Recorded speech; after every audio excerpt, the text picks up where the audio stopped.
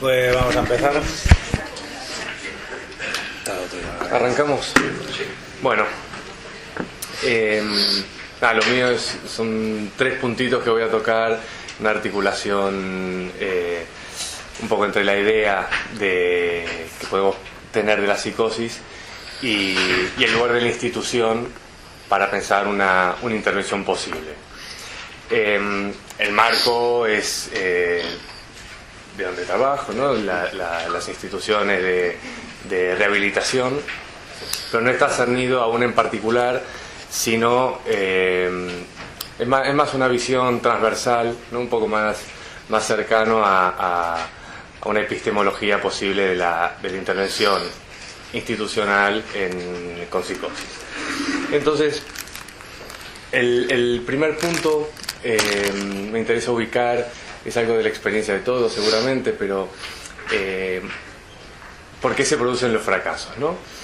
Y uso esta palabra porque está significado así generalmente.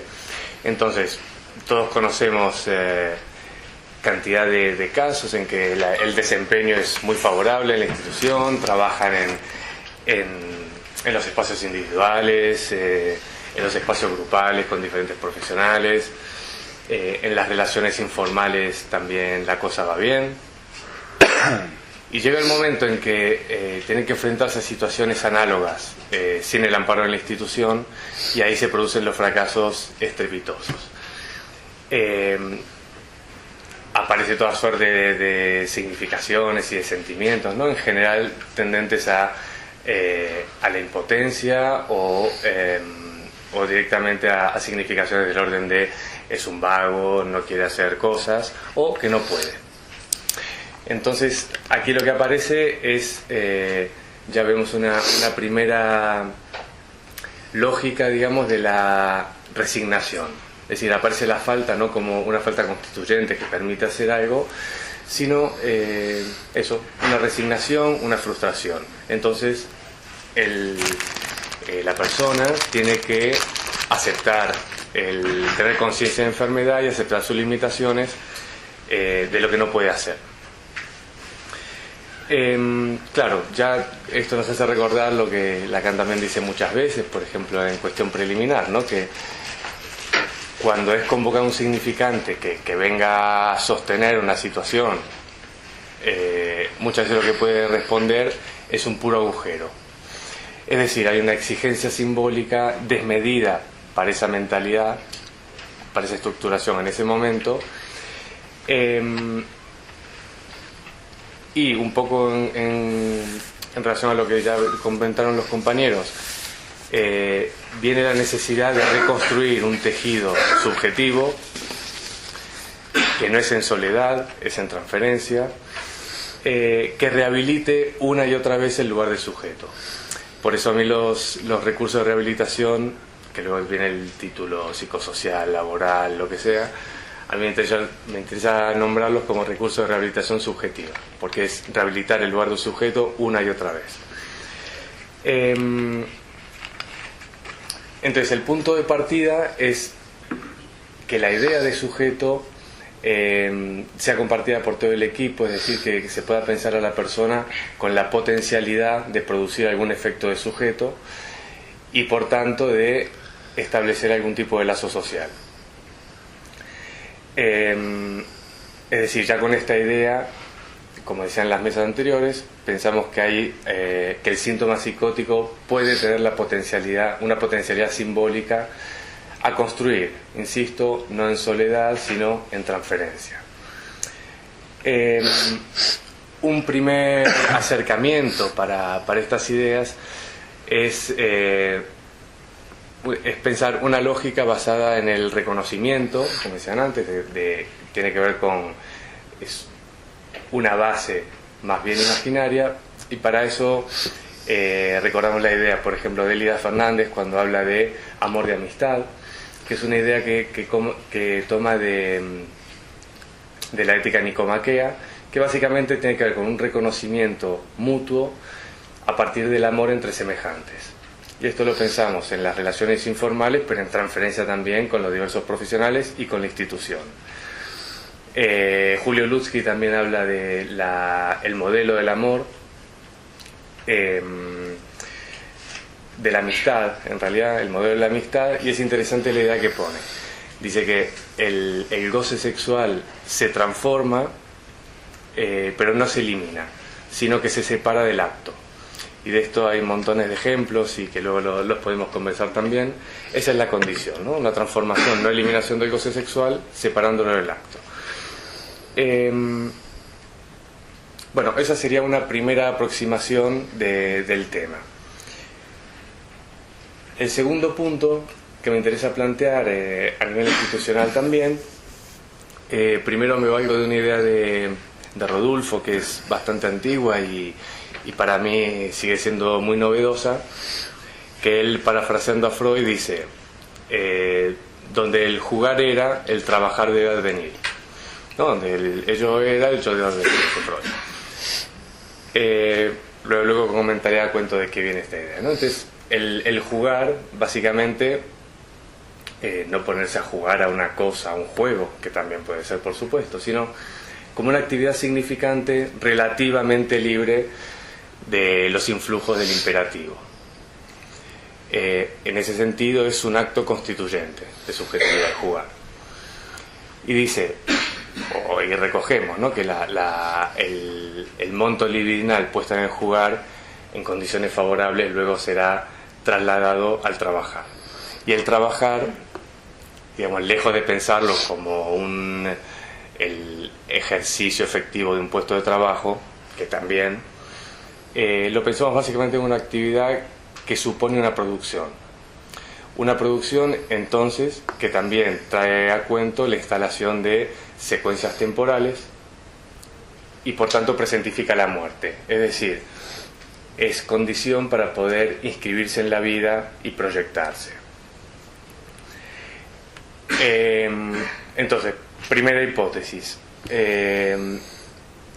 Se constata, bueno, supongo yo, una dificultad o un impedimento en la constitución de esta secuencia del jugar a trabajar, que debe ser reconstruida mediante esto que al menos nombramos de una invención, como decía Ricardo al comienzo, una invención compartida, un tejido que habilite el escenario del jugar para luego procurar el pasaje al trabajar. Y esto me parece que es una cuestión que atraviesa todo el devenir institucional y todas las miradas institucionales, educador, trabajador social, terapeuta ocupacional, psicólogo, el que sea. Entonces, en este sentido, me interesa pensar los recursos diversos, en este caso los de rehabilitación, como agentes facilitadores de experiencia, ¿no? La experiencia tiene que ver con el título de las jornadas, y hoy se dijeron cosas. Y la experiencia me interesa definirla a diferencia de una pura vivencia, que vivencias tenemos todos los días, pero no queda marca, justamente por esto, que la experiencia deja una marca a la que poder recurrir cuando se necesita, que irá transformándose también, ¿no? Y que compromete al sujeto.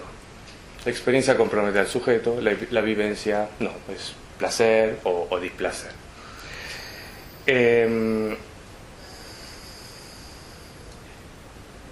La experiencia, esto que digo de la marca, es, y esto para preparar el tercer punto, es producto de algún acontecimiento. Es decir, para ya retomar un poco esta lógica de los nudos, de un anudamiento, eso que produce la experiencia.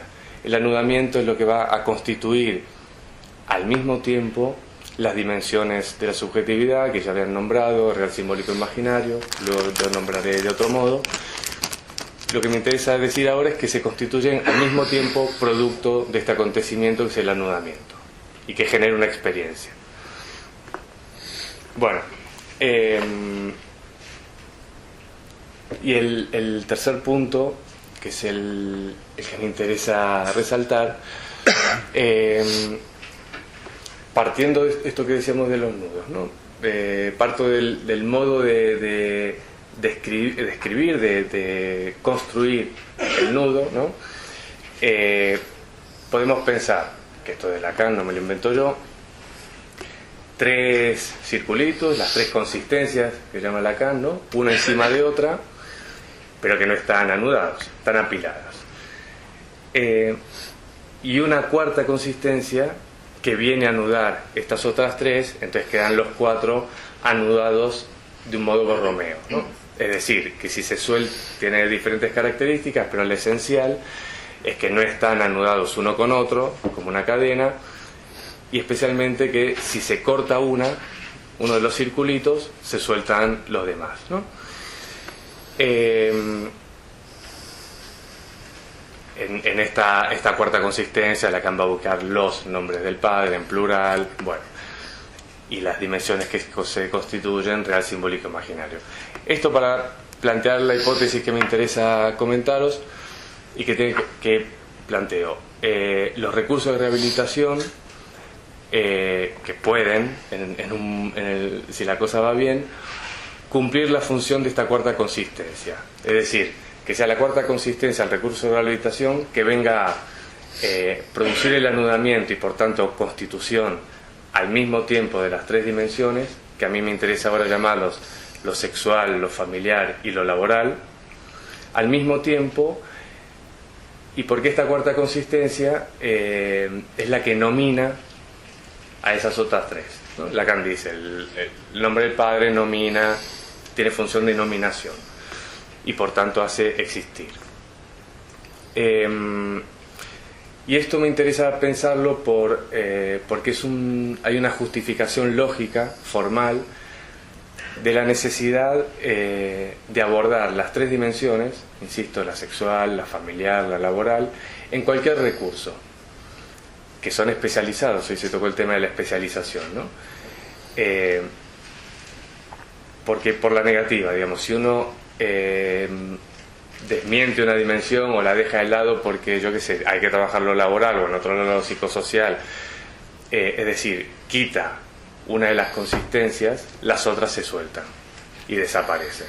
Entonces, lógicamente, hay que abordar todas al mismo tiempo. No quiere decir hablar de temas de lo familiar, lo sexual y lo laboral todos los días, pero tiene que estar en la cabeza. Si no, va a cojear y se va a disolver este nudo. Y la última cosa es que, esto también lo plantea Lacan, digamos, en este nudo de 4, si se produce un movimiento si se hace la experiencia es muy fácil y queda bonito, ¿no? Por una operación de corte y sutura, se hace pasar 2 veces lo que está abajo por lo que está encima, Lacan dice lo real por lo simbólico, la cuarta consistencia que venía a anudar y a nominar a las otras 3 se suelta y las 3 quedan anudadas de un modo Borromeo. Entonces, Lacan ahí dice prescindir del nombre del padre a condición de servirse de él, es una frase muy conocida, y a mí me interesa pensar esto ubicando, recordar la cuarta consistencia como el recurso de rehabilitación con la función de cuarta consistencia, porque también da la posibilidad formal de pensar el momento de un alta, aunque en la práctica sabemos que es muy complicado, los tiempos son lógicos y no cronológicos, pero pensar el lugar del alta, porque si se llega a producir un poco lo que comentaban nuestros compañeros y especialmente Javier, cuando del nudo de trébol se podía seguir la trayectoria y contingentemente algún anudamiento Borromeo, ese sería el momento del alta, ¿no? Ese doble pasaje, ese doble acto psíquico novedoso que hace prescindible el recurso de rehabilitación con esta salvedad que a mí me interesó mucho, que es prescindir del recurso como consistencia, el recurso concreto, a condición de servirse de él como significante, es decir, como una marca a la que poder volver una y otra vez para servirse de ella. Y yo pararía aquí. Ya.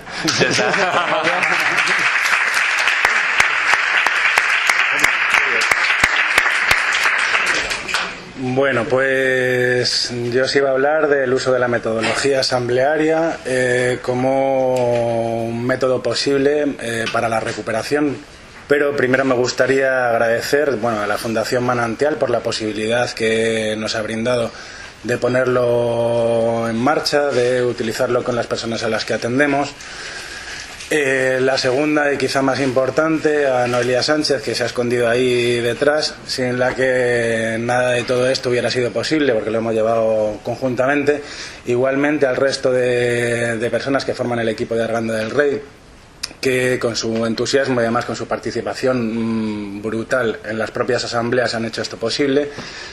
A la Fundación Psicoanalítica, por el grupo de estudio donde hemos podido pensar todo esto un poco más, desarrollarlo, y ahí que seguimos. Y tampoco me voy a extender mucho más porque esto va a ser Almodóvar o cualquier cosa, o sea que voy a ir un poquito al grano. Por situarnos un poquito, voy a empezar un poco colocando qué lugar para el sujeto. Bueno, pues partimos de entender al sujeto como un ser sometido o sujetado al discurso del otro, al lenguaje, al ser efectos de un discurso que nos precede. Entendemos que hay sujeto cuando hay palabra. Esto ya se ha dicho muchas veces durante las diferentes ponencias. Eso sí, siempre y cuando haya alguien dispuesto a escuchar lo que se habla. Pues hablar es colocarse ante todo en una determinada posición frente a un otro. Como muy bien apuntaba Dina, por ejemplo, en relación al lugar de la escucha y el peso de la palabra, cómo toma de lugar y sus consecuencias. ¿Qué es lo que observamos? Que también lo apunta un tanto Robert, ¿no? Lo que observamos es que las personas que vienen, a las que atendemos, en la mayoría de los casos lo que necesitan es esa escucha. Y esto ya refleja la búsqueda de un lazo social, sea del tipo que sea y en el grado que sea. El lugar que se oferta no es cualquiera, es el lugar de una escucha que debe apuntar a la posibilidad de construir una identidad, lo apuntaba ya también Andrés, a un modo de semblante, eso sí, que pueda ejercer como agente social. ¿Desde dónde? Desde la práctica de lo político, entendiendo lo político como un término de toda expresión social y parcial del pacto que regula todo el lazo social. ¿Y dónde hacer esto? Bueno, nosotros entendemos que hay un lugar, o proponemos un lugar más bien.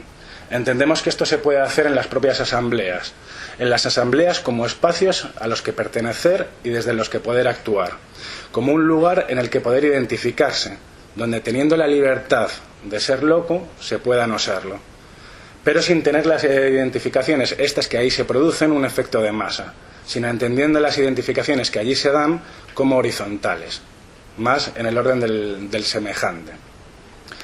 Luego, una de las cosas que normalmente nos encontramos en la dificultad a la hora de trabajar con las personas a las que atendemos es qué posición para el profesional, ¿no? Yo esta la voy a ceñir a la posición que el profesional debiera tener, a nuestro modo de ver, en las propias asambleas, pero creo que es un tanto extensible. Decir que no se trata de colocarnos como simples modelos de identificación, ya lo apuntaba antes. Se trata más bien de ceder una interrogación, una posibilidad de construcción, un mirar apuntando hacia otro lado, para que pueda llegar a haber una ganancia de saber sobre las personas que atendemos, sobre aquello que les invade, que les permita saber hacer con una figura desfalleciente o ausente de un tercero. En este caso, a través de la propia asamblea, que mediará frente a un discurso coagulado de a dos. En las asambleas, el profesional cumplirá la función del soporte del decir de los participantes. Eso sí, se cuidará muy mucho de presentarse como completo, con un saber que usurpe el decir y las posibles construcciones que los usuarios hagan. Se presentará, por tanto, como no todo, valiéndose del equipo en su conjunto, de la institución, como acaba de apuntar Andrés, como cuarta consistencia, pero sobre todo de la propia asamblea como herramienta donde poder reconocerse, reconocer y hacerse reconocer en un juego de referencias múltiples. Aquí quizá podríamos hablar de transferencias múltiples en red, o incluso podríamos definirlas como arborescentes.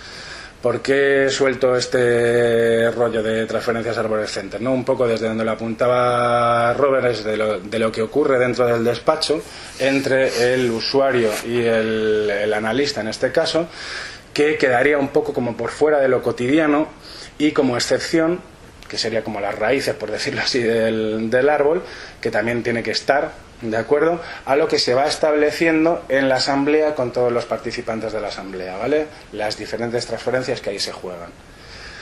Por lo tanto, no se trata de interpretar lo que dicen, esto ya se ha apuntado muchas veces, sino se trata, el orden de la interpretación es de otro tipo, hablaba Robert muy bien de esto, sino que se trata más bien de acompañarles en su decir. De acompañarles algunas veces como secretarios, estas son las posiciones clásicas, otras como testigos, muchas veces como meros colaboradores, pero sobre todo, y esto es un apunte que lanzamos, como semejantes, en la elaboración que hacen a través de lo que dicen mediante la charla como vehículo.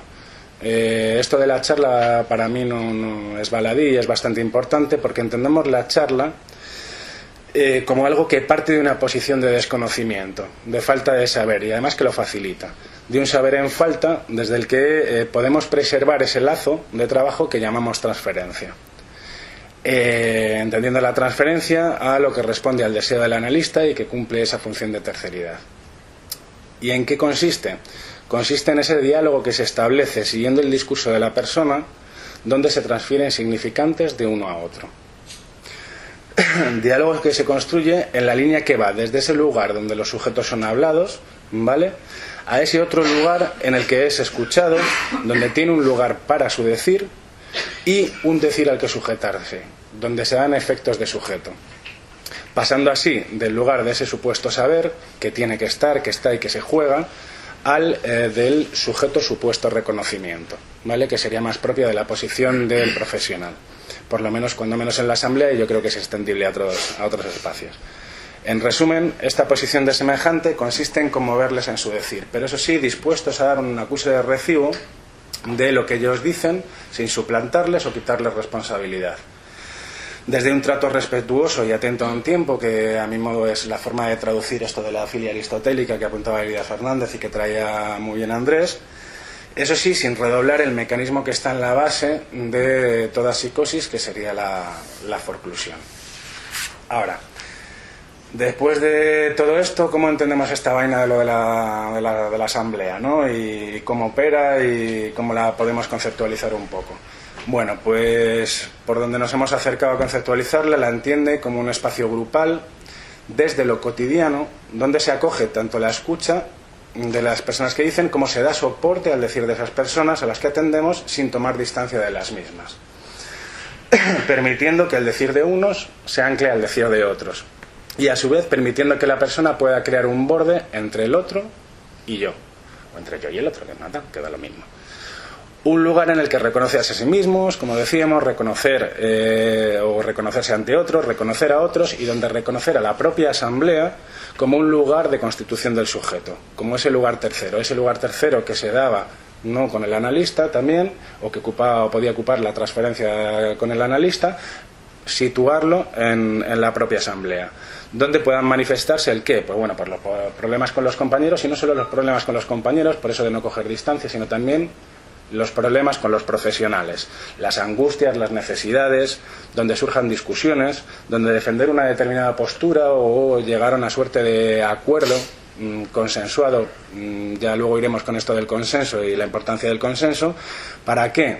Fundamentalmente para poder moverse con más facilidad en un plano, el plano social, sin tantas dificultades. También lo podemos entender como un dispositivo de intercambios imaginarios entre yo y el otro, el semejante, que bajo una estructura simbólica, es decir, los espacios, los tiempos y las propias reglas de la asamblea, da cuenta de lo real a través de una cierta temperación del goce. Es decir, deserotiza los significantes que no dejan de presentarse, de imponerse. Claro está, mediante el uso de la palabra. Igualmente, o por completar un poco todo esto que estoy planteando, lo podemos entender como un artificio que recorta un espacio y un tiempo de trabajo común, donde se opera sobre el antes y sobre el después de lo contingente, sobre el adentro y el afuera, la distribución y la condensación, la alienación y la separación, y que permite ir creando un sistema de reglas, de normas, de valores, que al final lo que viene a reflejar o vienen a constituir es una pequeña sociedad, una cultura, desde la que conformar un estatuto civil. Y esto sí que creo que es bastante importante, porque no es simplemente el hecho de reconocer al otro como sujeto ¿no?, sino la importancia de reconocer al otro como sujeto de derecho. ¿Por qué? Porque supone este estatuto civil, poder pasar a formar parte del deseo del otro. Bueno, así a modo de resumen, o como ya pinceladas más claras, o para poder entender mejor esto de lo asambleario, de la propia asamblea, un poco contaros qué es lo que caracteriza a la propia asamblea. Bueno, la asamblea se caracteriza por tener una estructura horizontal, donde el peso de la palabra es igual para todos los participantes, es decir, donde nadie se arroga el derecho a hablar por otro, ¿vale?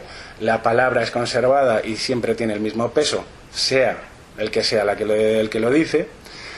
Y esto, que a veces genera un tanto de dudas, no niega la diferencia entre el profesional y el usuario paciente, para nada. De hecho, esta diferencia es necesaria como constitutiva también. O sea, no podemos ser si no somos con el otro, y también no podemos ser si no diferenciándonos de un otro, ¿no?, en ese espacio, o generando ese espacio entre el otro y yo. Se centra también en la responsabilidad y en la capacidad de sus miembros. Esto quizá a lo mejor genera ahí un poquillo de tema, que es que su función en sí no es una función terapéutica, aunque los aspectos terapéuticos sí se tienen en cuenta a la hora de intervenir en función de a quién nos estamos dirigiendo en la misma asamblea. Ahora, esto tampoco quiere decir que no tenga efectos terapéuticos. ¿Por qué? Bueno, pues entendemos que porque la asamblea no es un lugar donde se interpreta, sino más bien es un lugar donde se señala, donde se pone el foco sobre lo que acontece, y provoca que las construcciones, o facilita que las construcciones surjan por parte de los asistentes. Bueno, en ella, y esto también a veces ha generado una cierta polémica cuando lo hemos explicado, no es obligatoria ni la asistencia ni la participación activa, porque entendemos que a la palabra no se la obliga. Se la invita desde la pregunta y se la provoca desde la escucha, señalando, eso sí, a los participantes lo que se pierden cuando no intervienen, cuando no acuden, cuando dejan de formar parte de ese lugar de toma de decisiones que nos es común a todos en el centro de trabajo. Se conforma también a partir del derecho a la diferencia, es decir, buscando ese lugar que nos es común entre las neurosis, la psicosis y esto que nos encontramos tantas veces y que tanto ruido hace, que son los trastornos de personalidad.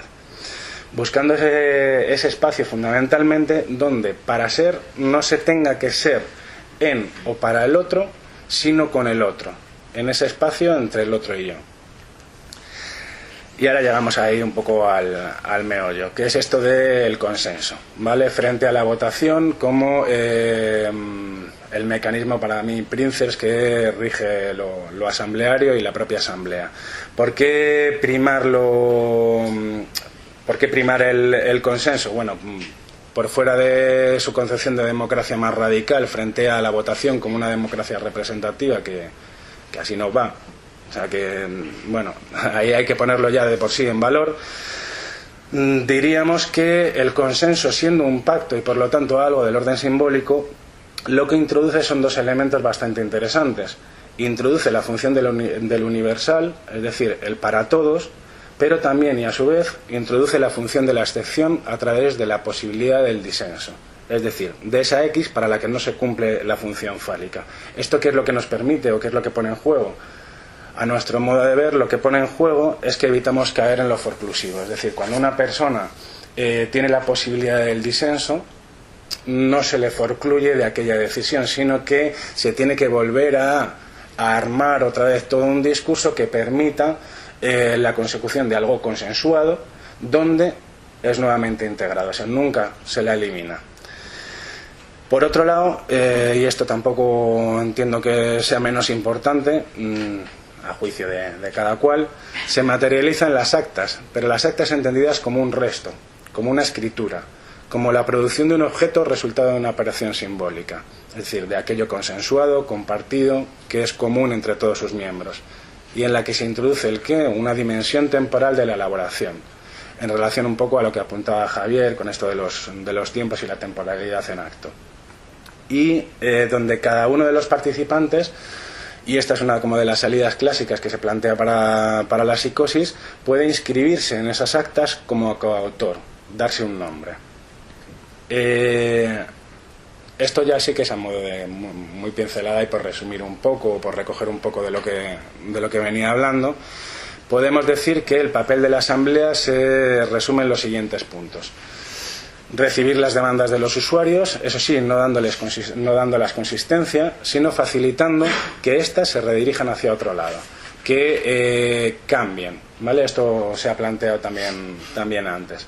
Nos permite igualmente localizar el goce frente al desbordamiento y la falta de límite en el goce singular. Por explicarlo un poco, donde yo creo que es entendible, sería que permite acoger y poner a circular los síntomas, socializarlos y así poder atemperarlos. También estructurar la significación, es decir, permite construir una historia con una espacialidad y una temporalidad. Permite funcionar también como un referente simbólico la propia Asamblea, donde tejer una red significante en la que inscribirse, donde a través del decir se hace lazo, discurso en acto, mediante la puesta en movimiento del significante, estableciendo un marco donde la persona pueda presentarse como sujeto de la palabra, de la responsabilidad y del derecho, pero también apuntando al deseo. También actúa como espacio de aparición de la ley desde un lugar a otro, eso sí, por fuera de los propios profesionales. Es decir, evitamos estas peleitas que muchas veces se dan entre los profesionales y los usuarios, porque lo que viene a aparecer en la Asamblea son las diferentes convenciones sociales, las normas, las leyes que al final se mueven en toda sociedad y que están siempre por encima de nosotros. Y nosotros no tenemos que colocarnos en esa posición de agentes del orden o de agentes de la ley. Nos permiten mucho más fácilmente salirnos de ese lugar. También nos permite descongelar las transferencias pasionales, es decir, de esto ya se ha hablado un poco, ¿no? Los atrapamientos eróticos, estas tensiones agresivas que surgen, puesto que al circular la palabra en lo colectivo no se queda atrapada en una especie de autismo de A2, que muchas veces es lo que entiendo que ocurre. Sirve también como referente del otro, como un referente estable, como un lugar de constitución del sujeto, es decir, funciona como una especie de garante de la palabra dada, de un espacio de inscripción para sus miembros. Y bueno, esto es bastante básico y parece que lo damos siempre por hecho. Es un lugar donde la única norma es el respeto, donde diríamos que podríamos ir eliminando las intervenciones desde el imperativo e ir cambiándolas un poco hacia el uso del condicional. Y luego también es un lugar cuya producción se basa en el establecimiento del lazo social. Y bueno, esto es así como en lo teórico, intentar justificar un poco qué es lo que acontece, lo que ocurre en las asambleas, pero deciros un poco que desde la experiencia que tenemos desde su implantación en febrero de 2013 en el TRPS de Arganda, lo que hemos ido observando tanto en los talleres que se ha aplicado a la metodología asamblearia como en la propia asamblea es un incremento, un aumento ¿de qué? De los reconocimientos en el otro, del otro hacia mí y del grupo o la propia asamblea como un espacio en el que poder inscribirse. Por lo tanto, de un aumento de los efectos de sujeto. También se da un aumento de los lazos entre compañeros y profesionales, que se refleja en algo tan simple como un aumento de la preocupación e interés por los otros. Y esto circula y circula cada vez, ¿no? Hace poco en Navidades que hicimos como un cierre, yo no estaba pero me lo han contado, que estaba de vacaciones, me contaba, ¿no?, que un usuario planteaba, ¿no?, que desde que se habían implantado las asambleas el modo de relacionarse entre los usuarios era otro, se tenían más en cuenta, se buscaban. Pasó una cosa así como para mí muy paradigmática, o que refleja muy bien todo esto, es que un usuario inmenso, desproporcionado en lo físico, fuerte como un jodido toro, absolutamente delirante, ¿vale? Y hablaré más de luego un poco en el debate. Estaba en la plaza de Arganda con su botella de 2 litros de Coca-Cola, un gran clásico, y se acercó la policía. Obviamente ya le conocen, pero él empezó con el rollo de que estaban pensando que le estaba bebiendo. Por suerte y por desgracia pasó una furgoneta de la fábrica de quesos en la que trabajaba hace 10-15 años, que aquello empezó a tomar unas dimensiones. Bien, nosotros nos estábamos entrando en una mierda. O sea, la cuestión es que dos usuarios que estaban por allí por la plaza se acercaron, empezaron a hablar con este hombre. Uno de los usuarios se vino, subió al centro: señores, oye, que Pepito está en la plaza. O sea, hay que bajar a ayudarle, ¿vale? Varios de los usuarios que estaban en la sala de espera de repente dijeron: sí, yo quiero bajar porque es un compañero, ¿no? Qué bonito, coño, pero que además es que es verdad, ¿no? Claro, alguno luego se cagó, ¿no? Porque dice: no, es que está la policía, entonces yo me quedo aquí, pero bajar, ¿no? O sea, estupendo. Al final bajamos, pudimos subir a este usuario, se lió parda, o sea, vino la Guardia Civil, vino la policía, luego vino el SAMUR, y bueno, esto ya no lo conocemos, ¿vale? Lo que suele ocurrir. Al final el tío accedió a irse al hospital, que al final no acabó además en ingreso, porque el pibe con todo el tiempo que hubo, bueno, se fue atemperando un poquito todo esto de intervenciones gracias a su profesional de referencia, Sara, que con este pibe ha hecho un trabajo, vamos, de crack. Y bueno, esto a modo un poco de ejemplo. Bueno, ¿qué más cosas se dan? Esto que parece menor, pero que muchas veces encontramos en los centros, es que se da un aumento de los desplazamientos y un menor anclaje a determinados lugares. Lo que serían la sala de ocio, la sala de espera, los diferentes talleres, siendo diferentes entre sí, aumenta la circulación de los usuarios entre ellos. La terraza, ahora quedan, hacen piñas, se invitan a bocatas, quedan para comprarse la Coca-Cola como colectivo, como grupo, ¿vale? Hacen bastante piña. Por otro lado, hay un aumento de los significantes individuales y también grupales. Hay un aumento del número de demandas, pero que terminan orientándose de otra manera de la que originalmente se presentan. También hay un aumento de las necesidades de reconocimiento para uno mismo, que esto nosotros lo leemos desde el lado de la autoría. Se da también un mayor anclaje de unos significantes a otros, de una socialización de los síntomas, consiguiente reducción del malestar. Esto no es nimio, que es una cosa que nos encontramos muchas, pero que muchas veces es: ¿qué carajos hacemos para fomentar la participación de los usuarios? ¿Cómo la provocamos? ¿No? Pues mira, con esto de la asamblea lo que va apareciendo es que hay un aumento de la vinculación y del compromiso con las actividades. ¿Y dónde o cómo se refleja esto? ¿Cómo lo observamos? Pues lo observamos en que hay un aumento del tiempo de permanencia en los propios talleres y en los propios espacios. También hay una mayor sujeción a lo que ellos dicen, por lo tanto entendemos que una mayor autonomía y una reducción al decir de su entorno, ¿vale? Se presentan más como sujetos, bien, no están tan invadidos, empiezan a circular lo que ellos tienen para decir. Se da otra de las cosas que muchas veces es tremendamente difícil de conseguir, que es mayor cohesión de los grupos en los propios talleres y en los diferentes espacios que nombraba. También se da una mayor capacidad de análisis y de discusión crítica, mayor capacidad de autogestión y de estructuración. Y para mí, más bien para el equipo también, para todos los que allí curramos y para los propios usuarios, así lo reflejan, hay un aumento de las actividades colectivas. Y otra cosa muy bonita, a mi modo de ver, y que ellos mismos también perciben y narran, es que hay un aumento de la integración de los compañeros con mayores dificultades para la participación colectiva o para la participación social. Y como se solía decir, con esto y un bizcocho, pues vamos a ir pasando a lo del debate. Muchas gracias.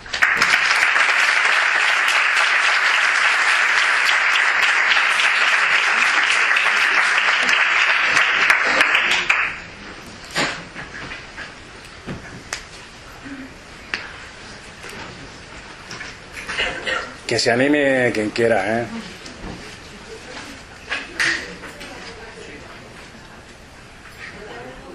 Un par de dudas de lo que has comentado, ¿vale? A ver, el tema de la asamblea en cuanto a la interpretación, no acabo de entender que no haya un punto de interpretación, ¿vale? Y el tema de la necesidad de consenso tampoco es importante. Que no está seguro de entenderlo. A ver, que pueda haber efectos de interpretación no quiere decir que, como se estaba comentando antes, las intervenciones sean del orden de la interpretación, ¿no? Lo que se señalaba era poder primar lo que tiene que ver con la posibilidad de construcción. Ahora, que esa construcción no sea tan hecha por parte de los profesionales en la propia asamblea, sino que lo que se hace es, esto que decíamos, ¿no?, o que comentaba, de mirar apuntando hacia otro lado, que tendría que ver con la posición en la que nos colocamos, que sería como un paso por detrás, apuntando a un paso por delante, pero como para otro lado, ¿vale?, de aquello que traen. ¿Para qué? Para que las construcciones no las hagamos nosotros, sino que la termine haciendo la propia asamblea y sus participantes, ¿vale? Creo que con esto a lo mejor te respondo a lo primero. Lo de la importancia del consenso. Bueno, creo que el consenso lo que trae de diferente frente a la votación, y en serio es un tostón, ¿vale? O sea, lo del asambleario es un tostón. O sea, porque para llegar a algo, para llegar a este consenso, te tienes que tirar más tiempo. Bueno, la cuestión es que en este darse un tiempo, lo que se pone a circular es la palabra, ¿vale? Y en ese ponerse a circular la palabra es a través de la posibilidad del consenso que no se excluya a nadie, ¿vale? Que no se deja a nadie por fuera de esa decisión. Incluso, por ejemplo, por contarte un caso que a lo mejor lo ejemplifica un poco más.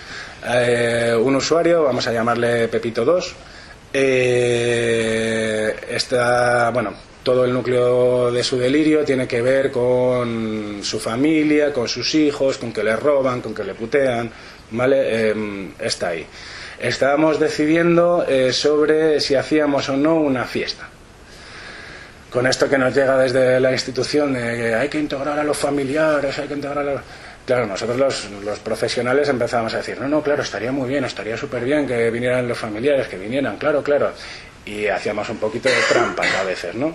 Y como que intentábamos tirar un poco de los participantes para que aceptaran que la familia o que las familias viniesen. Y este hombre se plantó. O sea, se plantó, pero que se plantó. O sea, dijo que no, que me niego absolutamente a que las familias vengan, ¿no? ¿Cuál fue la reacción automática tanto de los miembros del equipo como del resto de participantes de la asamblea? Pues vamos a votar, ¿no? Bueno, pues vamos a votar. Hombre, yo ahí lo que dije, oye, yo creo que si Pepito 2 ha dicho que no, sus razones tendrá. Quizá tendríamos que escuchar las razones de Pepito. Y entonces Pepito, en ese desarrollar sus razones, en ese poder contar lo que a él le ocurría con lo familiar, que esto es lo que apuntaba a ese efecto, a ese efecto donde no es el para todos y donde el disenso introduce esa posibilidad de quedarse por fuera, de no hacer masa, ¿vale? Se recogía a Pepito 2. Bien, y en ese dialogar, en esa charla que se estableció en torno a familiares sí, familiares no, Pepito no quedó por fuera, ¿vale? Esto es algo que para mí potencia el consenso frente a la votación. No sé si te lo he explicado muy bien. ¿Sí? Vale, pues eso.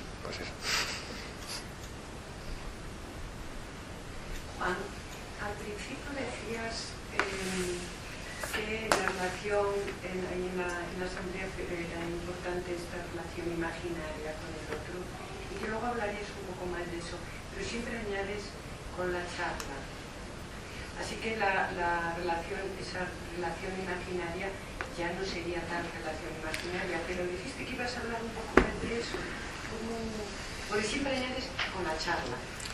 Entonces, bien, o sea, digo, si vemos esto, ¿no? Esto de lo imaginario puro, ¿no?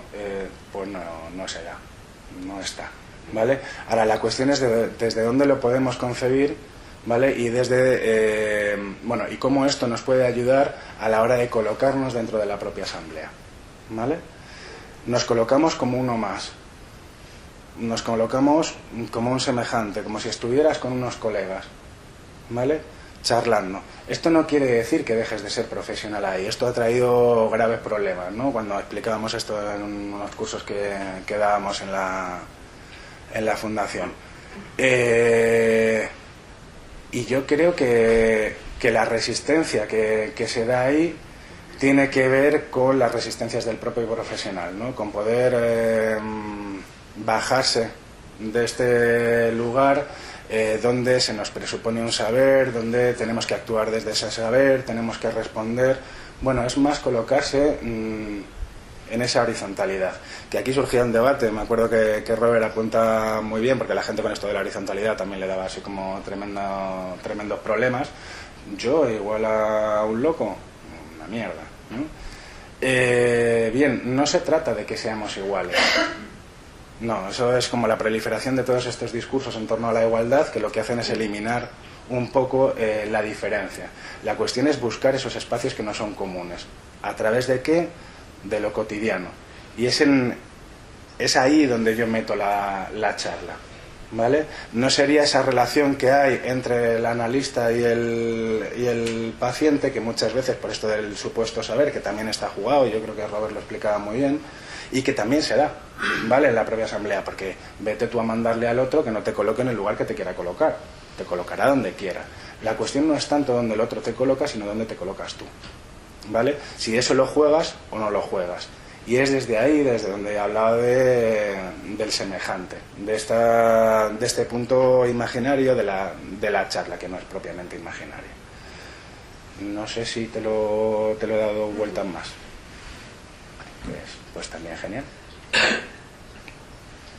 Yo quería retomar la pregunta que hizo Severino antes, que me parece interesante, que creo recordar que hablaba sobre cómo situarse a los profesionales en relación al discurso del amo, que dijimos que parece que venía más a cuento en esta mesa, y que se me ocurría relacionarlo también como algo de esa posición tendrá que ver con que la institución como esa cuarta consistencia pudiera caer. Pero un cachito más.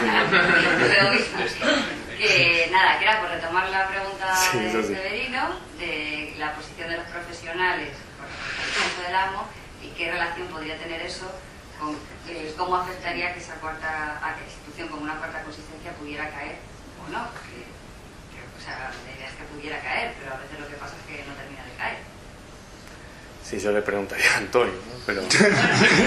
Pero no, en principio sí, me parece que justamente la condición, el posicionamiento como ya ni amo, como con cierto saber o cierto brillo diferente, me parece que justamente es condición para que ese doble acto psíquico no se produzca.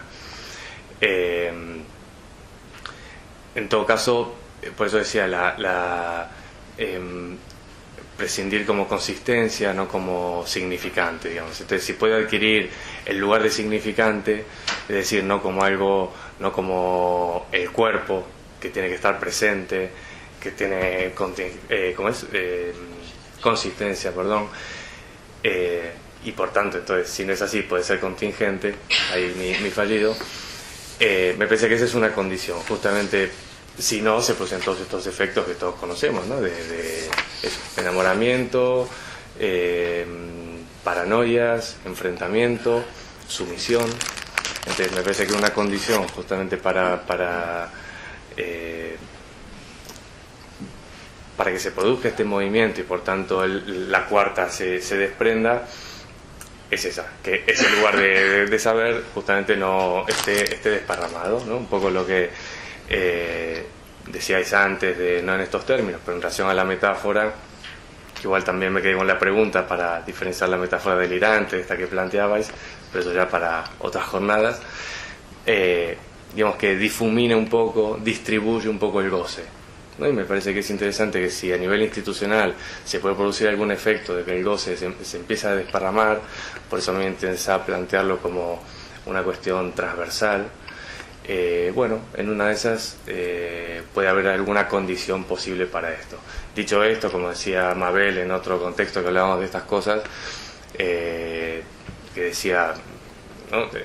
Justamente Dina planteaba 5 años o 10 años con la atención de una persona, ¿no?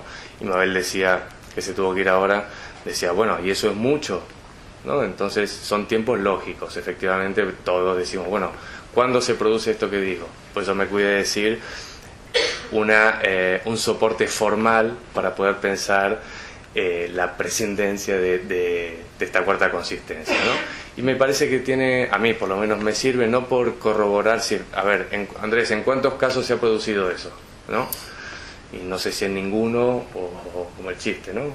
Uno o ninguno. Pero me parece que es muy diferente tener esa idea,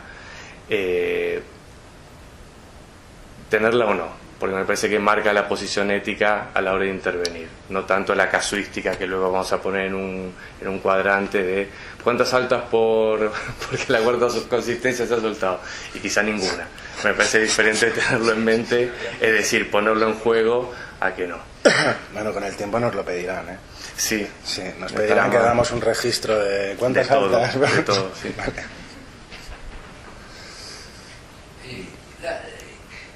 Yo diría, la institución no tiene más remedio que moverse en el campo del discurso del amo. Ese es el lugar no solamente no tiene más remedio, sino que no tiene por qué salirse de ese campo.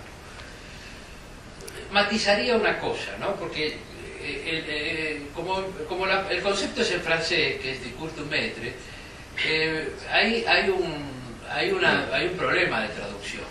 Que el amo es un hijo puta, y contra el amo nos rebelamos, ¿verdad? Y lo vamos a derrumbar. Pues no lo derrumbamos, pero si tomamos la perspectiva del discurso en el sentido de discurso maestro, y no porque no haya nada que someta en eso, por supuesto, que no haya nada que no someta en esto, pero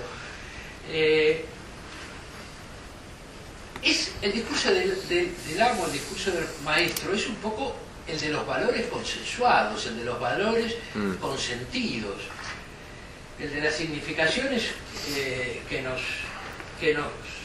nos vinculan, y decimos el sábado a las 10 de la mañana y todos sabemos que es el sábado a las 10:30, ¿no? Son los valores consentidos.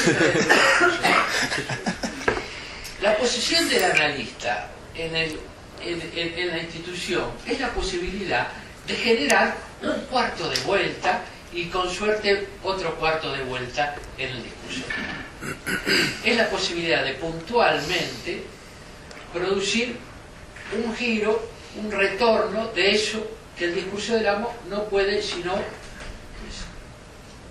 repetir, digamos. Porque sin una institución, digamos, si la institución tiene que tener sus cuentas en orden, hay que hacer los informes a la consejería correspondiente, todo eso no se puede saltar, y si se salta se va a tomar viento. Entonces, pero ese marco permite en ciertos momentos, con ciertas concepciones, que me parece que es lo que ustedes están planteando, operar puntualmente distintos tipos de operaciones, diría yo, distintos tipos de operaciones. Después podríamos entrar a calibrar qué clase de operaciones.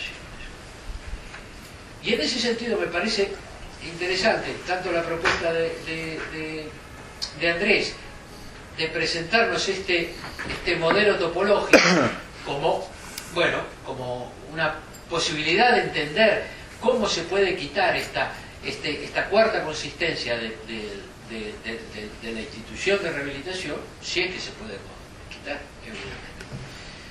Como este otro campo, de esa pequeña sociedad que supone, y la importancia que esto tiene en la constitución de un vínculo social, porque precisamente entre los pacientes, con la particularidad que tienen los profesionales, que son semejantes en algún sentido, son iguales ante la ley, pero no son iguales, digamos,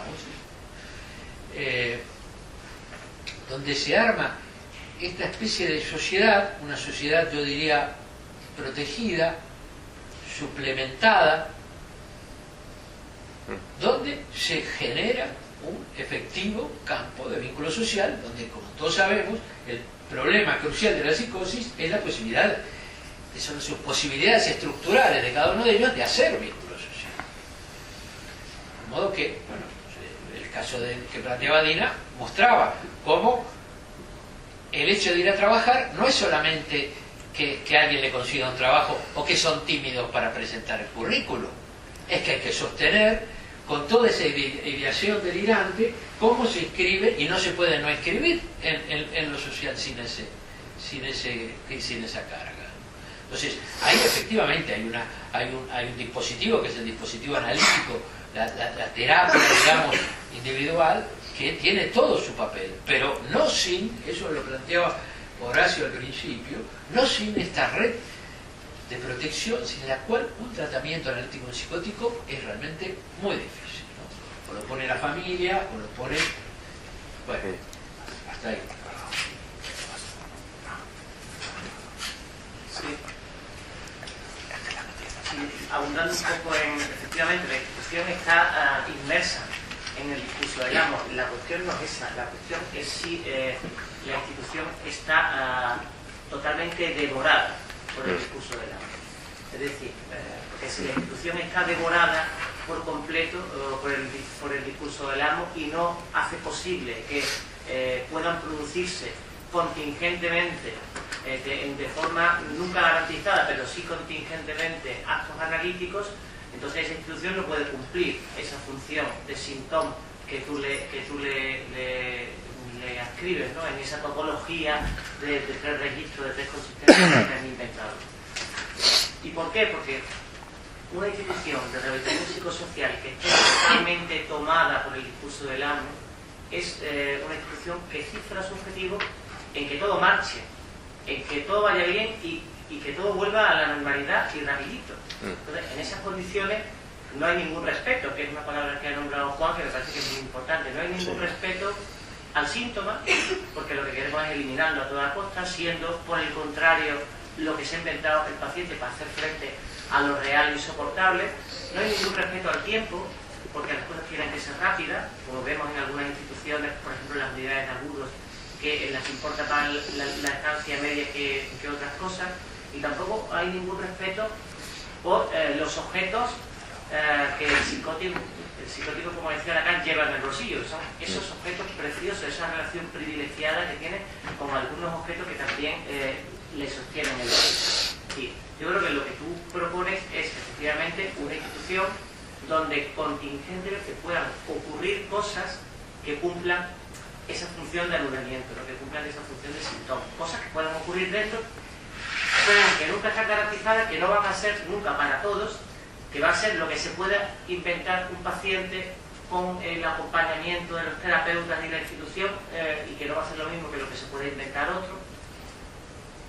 Y después sí que propongo, porque me parece muy interesante, ¿no?, este esfuerzo que han hecho por establecer una topología del trabajo, el recurso de rehabilitación psicosocial. Te voy a proponer un reto, porque como sois un grupo de investigación vais a seguir investigando. La institución de rehabilitación psicosocial, como los psicólogos, los psiquiatras y todos los que trabajamos en la salud mental, se mueve en las coordenadas de un discurso del amo que es más amplio y nos sobrevuela, que es el famoso paradigma biopsicosocial, ¿no?, donde se piensa que los problemas del malestar subjetivo, los problemas psicopatológicos de los pacientes, están influidos en parte por causas biológicas, en parte por causas sociales y en parte por causas psicológicas, ¿no?, por así decirlo. Yo te animaría a establecer, a inventarte una topología con esos tres registros. ¿Cómo se anuda lo biológico, lo psicológico y lo social? Porque lo que nos dicen es que están anudados de forma borromea. Yo no me lo creo, ¿no? No me creo que estén anudados de forma borromea. Una de las características del nudo borromeo es que no hay ningún registro que esté por encima de otro. Y sabemos que en la propia forma de nombrarlo, biopsicosocial, está presente una jerarquía. El que manda es el psiquiatra, el que prescribe el fármaco, por debajo el psicólogo y en último caso el trabajador social, ¿no?, los problemas sociales. Claro, desde ese punto de vista, si efectivamente la topología no es de nudo borromeo, sino más bien de nudos concéntricos, puestos a recortar, ¿qué hay que recortar? Pues lo social, lo primero. Lo segundo, lo psicológico. Y lo que nunca vamos a recortar es lo biológico, porque es lo central desde esa perspectiva en la que nos movemos.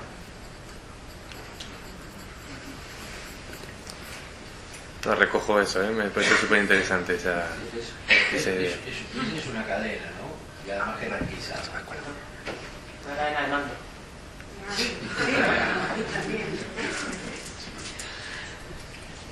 Gracias. Sí.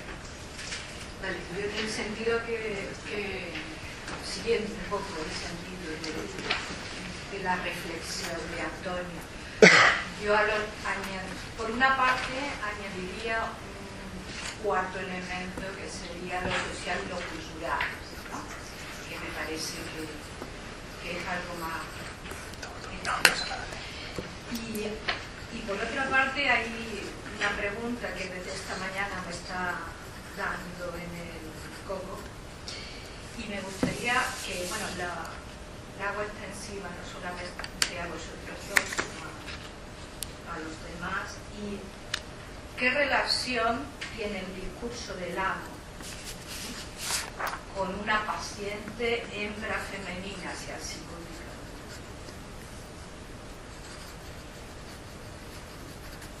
Pero a ver cómo lo piensas para formar la pregunta esa. Bueno, quizás esto esté relacionado con lo que él planteaba de qué lugar para el sujeto. A mí se me ocurre que cuando se articula o se hace esa pregunta, ¿de qué sujeto estamos hablando? Porque me parece que en la articulación o lo que se entiende, a lo mejor yo estoy equivocada, pero lo que yo entiendo por sujeto, que normalmente está escrito con mayúscula, es un sujeto logofalocéntrico, es un sujeto que tiene que ver con un universal y con una metafísica. Entonces, yo trabajo desde la óptica de, evidentemente, un sujeto masculino logofalocéntrico que tiene que ver con unos determinados discursos relacionados con el nombre del padre, etcétera, etcétera, pero a mí me parece que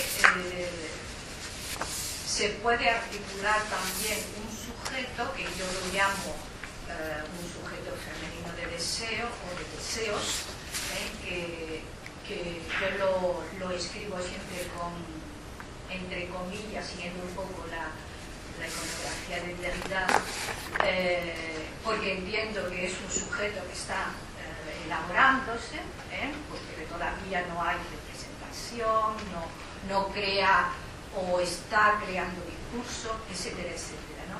Entonces, cuando de ahí la pregunta de si el discurso del amo yo lo entiendo o se entiende como un discurso falocéntrico, una mujer, una hembra femenina que entra en análisis siempre tendría una parte de no, ¿cómo diría? Yo sería un resto, o hay una parte de resto. Entonces me gustaría saber qué es lo que pensáis al respecto. Toma ya. Yo apelaría a que es tarde. Apelaría a que es tarde, pero no, que está bien, pero vamos. Yo no, o sea, recogiendo la lógica de lo masculino, de lo falocéntrico, por donde tú lo coges, y luego lo de femenino que presentas, yo no sé si se trata tanto de una pelea. No, tú no lo planteas como pelea. Justamente por eso lo empiezo así. Luego ya veremos dónde llego. No lo planteo desde una pelea. Bueno, leyendo un librillo de nuevos feminismos, a mí me llamaba bastante la atención que lo que vienen a plantear justamente es esa búsqueda de lo común compartido, ¿vale? Como una forma de salirse tanto de una lógica como de la otra, ¿vale?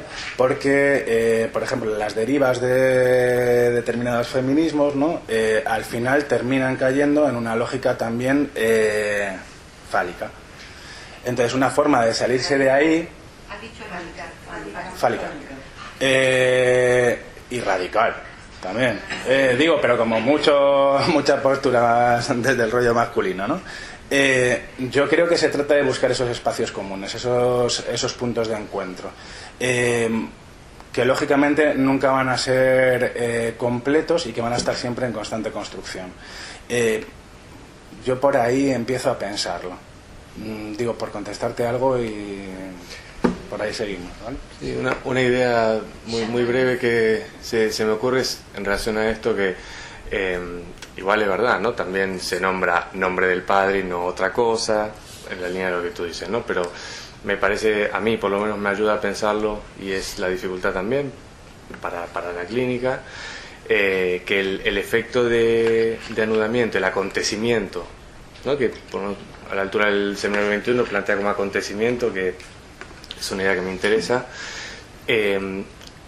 instituye al mismo tiempo las tres consistencias que son equivalentes, dicen, ¿no? Entonces está todo ese seminario dando la tabarra que es el 3, pero el 3 cardinal, ¿no? 3 marcas, entonces son equivalentes, aunque dice son equivalentes pero diferentes, ¿no? Pero apunto eso, a una aparente paradoja de la equivalencia pero al mismo tiempo la diferencia y producto de un acontecimiento. No sé, igual más allá de la semántica, como decía Horacio antes, ¿no? Efectivamente se dice el nombre del Padre y no se dice otra cosa, ¿no? Pero bueno, es una vía para salirse un poco de... Me parece que el gran esfuerzo, y a mí lo que me interesa de estas cosas que son divertidas para jugar, pero a veces son muy locas, ¿no? De la lógica nodal y esto, es que intenta salirse un poquito de la semántica, que es inevitable, pero salirse un poquitín, ¿no? Porque efectivamente me parece eso. Nombre del Padre ya nos ubica en un universo de significado. Que a partir de ahí se construye toda una teoría, se construye una lógica, y como bien sabéis, las palabras ocultan mundos y son portadoras de deseo.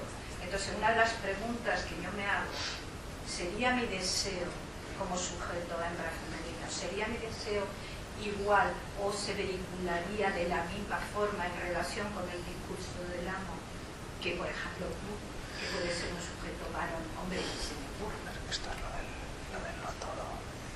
Lo que estoy marcando son yo por aquí la voluntad de crear un espacio o unos espacios en donde se pueda crear representación, metaforización.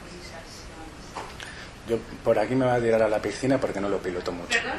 Que por aquí me voy a tirar a la piscina porque no lo piloto mucho, no lo controlo mucho, pero creo que ese piloto, digo que no lo manejo, ¿vale? Que creo que en el último Lacan, al que no manejo, ¿vale?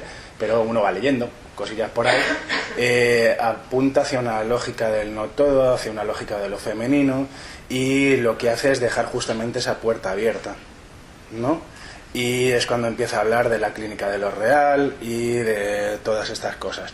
Y esto es lo que te puedo decir, ahí hay toda una puerta abierta para seguir construyendo esto que reivindicas, ¿no?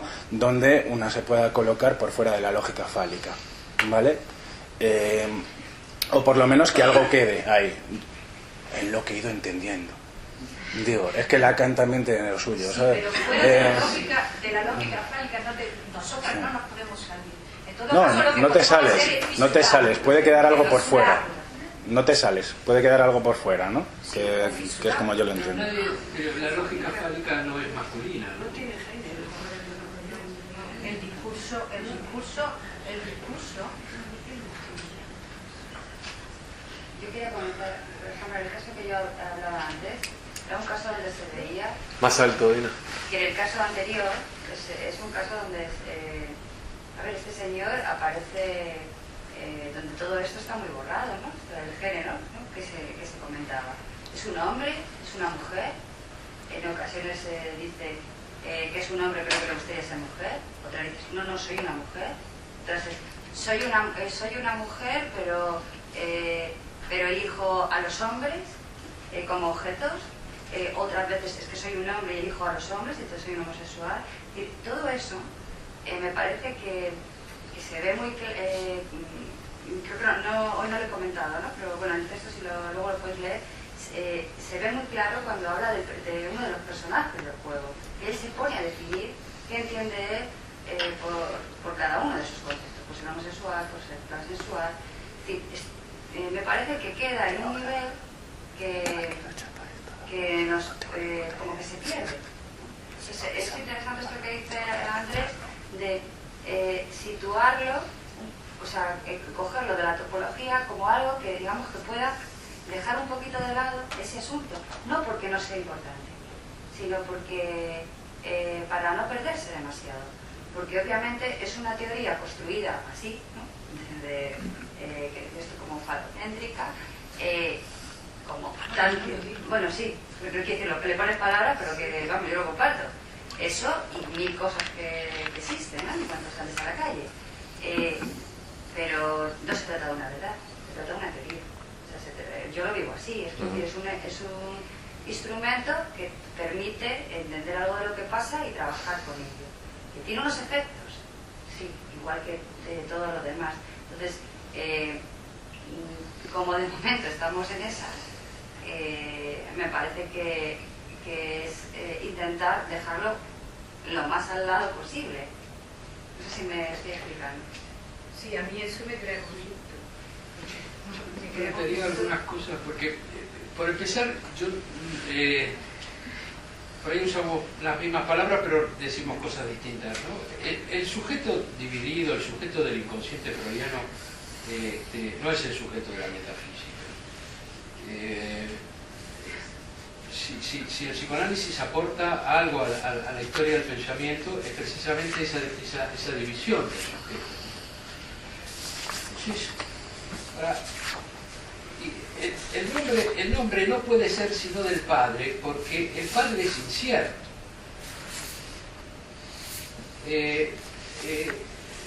La madre es cierta. Y la madre es la que nombra al padre. La madre es la que dice, este señor es el padre. Sea o no sea el padre vivo. Pero no sería un árbol. ¿Qué? Un árbol. Un árbol. Hay sociedades por supuesto, un artista de cine. Sin padre es sin famoso, árbol. el padre es. Entonces, por eso también el falo, en su calidad de significante, no es el pene, en el sentido de que tanto se trata de un significante, el problema de la incorporación al discurso es en sí mismo, pasa por la dialéctica fálica tanto para el hombre como para la mujer, desde posiciones distintas. Por eso la mujer tiene, si queréis, en cierto sentido, una ventaja estructural, en tanto se puede presentar como en esa posición de no todo. Pero ¿quién produce? Dale, Tere, dale ahí. Me ha encantado todo lo que se ha contado aquí. Me encanta que salga la cuestión de género en los foros y que vaya saliendo. Para mí lo es, ¿no?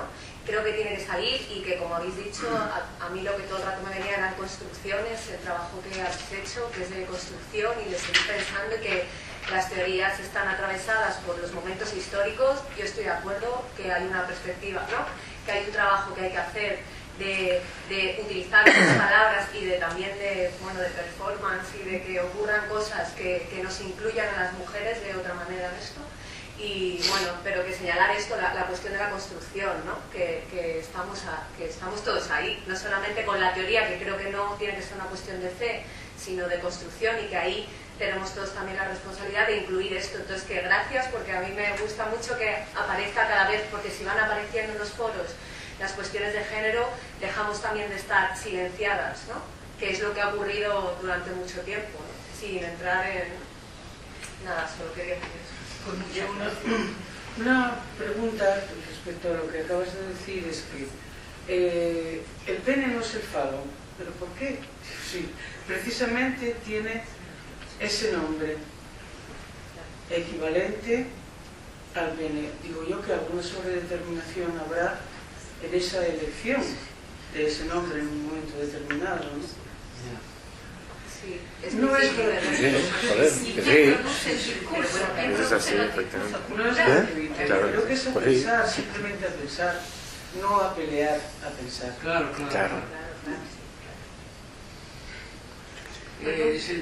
Es como el término del complejo de castración, se lo debemos a Freud. Pues claro. Qué gracia, ¿no? Pues claro. Freud se apoya en las fantasías infantiles, donde el pene tiene un papel. Como órgano visible, digamos, tiene un papel. Yo diría que el problema está en en una posición, vamos a decir, infantil, en cuanto a que el pene, digamos, donde la dinámica sería castrado, no castrado. Es una dinámica dual. La posición de no tener pene no es la posición, no es una posición inferior a la de tener pene, estructuralmente. Hablando... Estructuralmente. Sino, en cuanto nos salimos de ahí, entramos en el campo de los valores culturales. Estamos ahí. Pero estructuralmente, el falo, el tener pene no es una ventaja sobre el no tener. Esto es lo que es. Aunque pero es lo que no se tiene. ¿Perdón? Lo que no se tiene es el pene. Lo que no se tiene es el pene.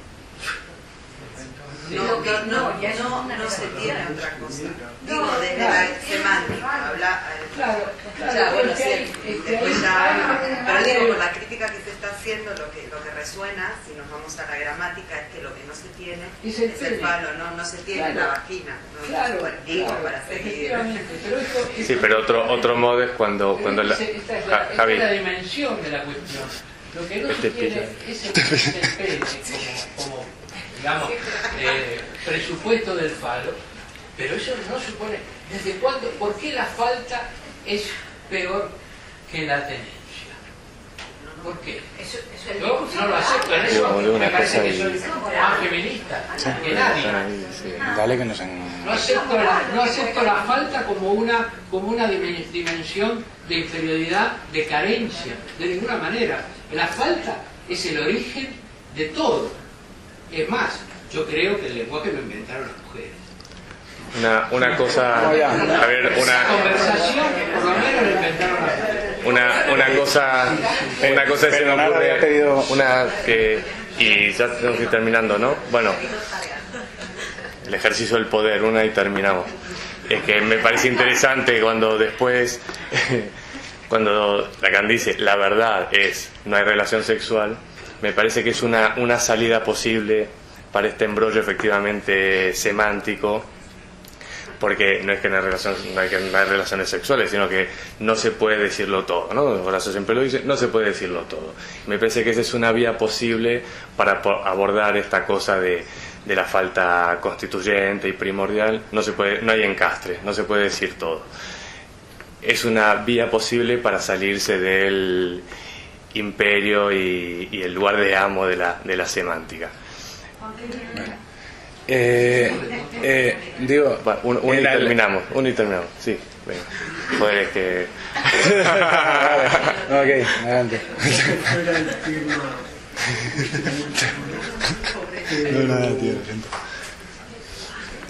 yo creo que justamente tú traías la cuestión de la amistad, ¿no? Que es justamente algo bastante poco reconocido en el psicoanálisis. No es un término habitual y tiene su historia. Digamos, el mundo que padecemos, la realidad que padecemos, Occidente, cristiano, Judea, lo que sea, eso que padecemos es Aristóteles y Platón. Pero queda algo que misteriosamente siempre quedan fragmentos de lo que a la sociedad mucho no le interesa, que es Epicuro. Epicuro es de los físicos antiguos y de la teoría atómica, y donde se construye la realidad de una manera muy interesante, muy actual y muy comparable con el Big Bang que se les quiera ocurrir. En tanto, el Big Bang es una fantasía como otras, ¿no? Entonces, ¿qué es la amistad? Bueno, no se sabe bien. Si uno se pone a pensar, tampoco llega a ninguna conclusión. Pero lo interesante, desde cierto entendimiento con el otro, desde cierta perspectiva de equilibrio de esto que tratamos de hacer en la psicosis, en la relación con el otro, ¿no? Sí, que busca Epicuro, que además es una escuela que cumple con la cuota de género, porque los otros son todos varoncitos. En cambio, en el jardín de Epicuro hay mujeres y hay varones, es decir, se les da la condición de cierto entendimiento, razonamiento, juicio a las mujeres que Platón, Aristóteles y la sociedad moderna no les da mucho, ¿no? Pero ¿cuál es el sentido de todo esto? Encontrar un equilibrio para el alma, es decir, de satisfacciones, de insatisfacciones, digamos. No es una teoría que haya convenido demasiado al capitalismo, porque si empezamos con la amistad pueden pasar cualquier desgracia, ¿no? Entonces, me gusta que haya aparecido el término, ¿no?, el mundo del transitivismo y de cierto equilibrio para el yo, que si quiere creer en tal cosa o en tal otra, mira, da igual porque son todos cuentos, menos la música y menos los números, porque esos son los que son. El yo, pobrecito, nunca sabe lo que es. En cambio, el número 3, él es el que es. Y la nota tanto, ella es la que es. Hay identidades verdaderas. En cambio, pobrecito, el yo que está de un lado, del otro, que proyecta, que introyecta, que no sé qué. Meter en el psicoanálisis cierta condición de la amistad en el entendimiento del trato con el prójimo, no sé, me ha gustado, quería decir eso. Muy bien. Dejamos ya, ¿no? Podemos seguir discutiendo en un bar con unas cañas. Que tenemos... Puede ser una referencia